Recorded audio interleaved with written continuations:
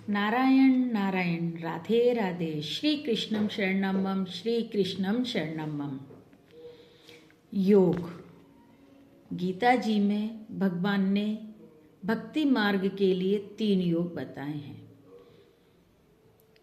मनुष्य इन तीनों में से किसी भी योग पर चलेगा तो भगवान की प्राप्ति को करना सहज हो जाएगा, क्योंकि भगवान ने 2 प्रकृतियां बनाई हैं, अपरा प्रकृति परा प्रकृति। योग 3 प्रकार के बताए हैं, कर्म योग, ज्ञान योग, भक्ति योग। इन तीनों ही मार्गों पर अगर एक साधक चलेगा तो वो स्वयं का कल्याण करना निश्चित है। जैसे कि जो अपरा प्रकृति है वो ये शरीर है, परा प्रकृति है वो शरीरी है। तो जब परा और प्रकृति का अर्थात शरीर और शरीरी को लेकर के जब चलते हैं तो भक्ति योग होता है।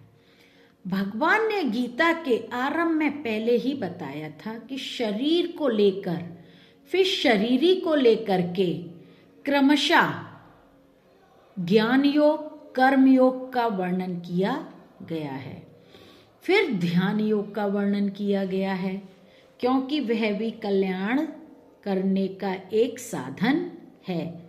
फिर 7वें अध्याय के भगवान ने भक्ति का विशेष वर्णन किया है।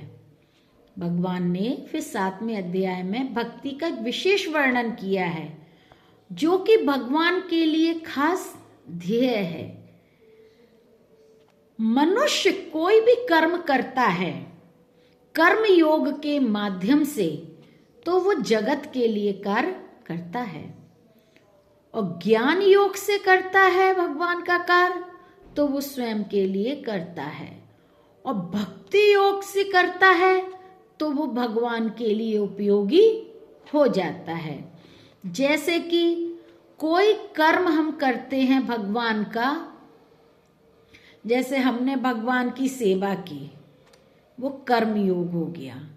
कोई पुस्तक का स्वाध्याय किया, गीता पढ़ी, रामायण पढ़ी, वो स्वयं के ज्ञान के लिए पढ़ी। लेकिन जो हमने भगवान के अर्पण कर दिया, कुछ भी कार्य किया भगवान का अगर हमने वो भगवान को अर्पण कर दिया तो वो भक्ति योग कहलाया जाएगा, जिसमें अगर हम नाम जप तप कीर्तन भजन स्वाध्याय अगर हम कुछ भी करते हैं और वो हम स्वयं के लिए ना करके वो सब भगवान को अगर हम अर्पण कर दें तो वो भक्ति योग में परिणत हो जाता है।